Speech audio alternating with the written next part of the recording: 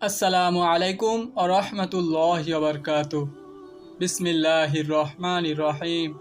আজ আমরা আলোচনা করতে এসেছি ইসলামের দৃষ্টিতে মানুষের যৌবনকাল। সৃষ্টি জগতের স্রষ্টা সর্বশক্তিমান আল্লাহ তাআলার মহিমা শক্তি মানব জ্ঞানের বহির্ভূত।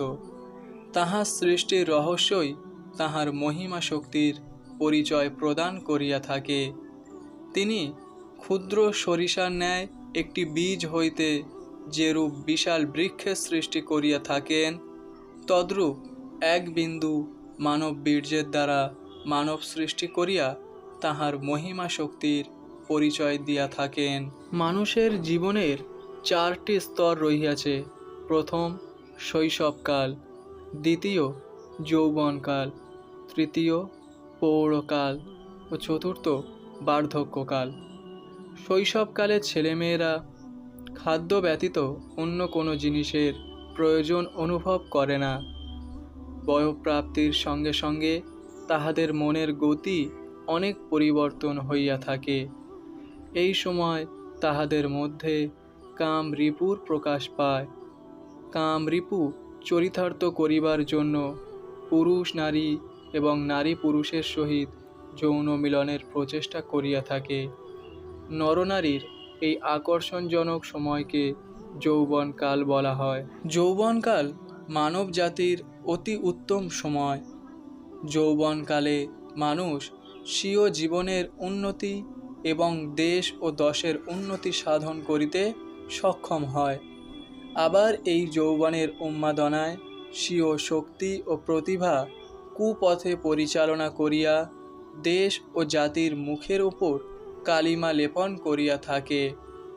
অতএব যৌবনকালে সাময়িক কাম উত্তেজনায় কুপথে ধাবিত হওয়া মানব জীবনের জন্য অত্যন্ত ক্ষতিকর। মানুষের যৌবনকালে পথভ্রষ্ট হওয়ার প্রধান কারণ এই দুইটি, যথা তাহার শিক্ষা ও সংসর্গ।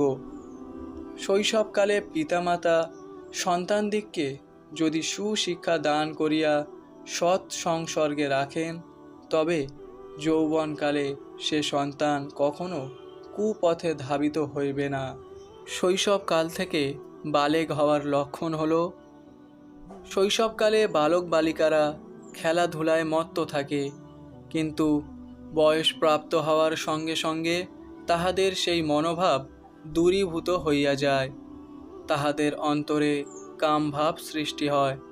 তখন তাহারা নিবিড়ভাবে নারী পুরুষের যৌন মিলনে ব্যাকুল হইয়া ওঠে। বালক যৌবনে পদার্পণ করিলে তাহার দাড়ি, গোঁফ ও নাভির নিচের লোম উঠিতে আরম্ভ করে এবং কণ্ঠস্বর মোটা হয়। মাঝে মাঝে স্বপ্ন দোষও হইয়া থাকে। এই সময় তাহাদের কামভাবের উদয় হয়। বালিকাদের বালেগা হওয়ার লক্ষণগুলি হল, নাভির নিচে লোম উঠিতে আরম্ভ করে, যোনিদ্বার প্রশস্ত হইতে থাকে, স্তন উঁচু হয়, স্বপ্নদোষ হয়, তলপেটে ডিম্বকোষের সৃষ্টি হয় ও সর্বাঙ্গে সৌন্দর্য বৃদ্ধি পায়। চেহারায় লাবণ্য দেখা দেয়।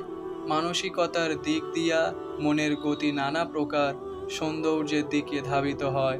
তখন সে ভালো বস্তু বা ভালো দৃশ্যের প্রতি আকৃষ্ট হইয়া থাকে।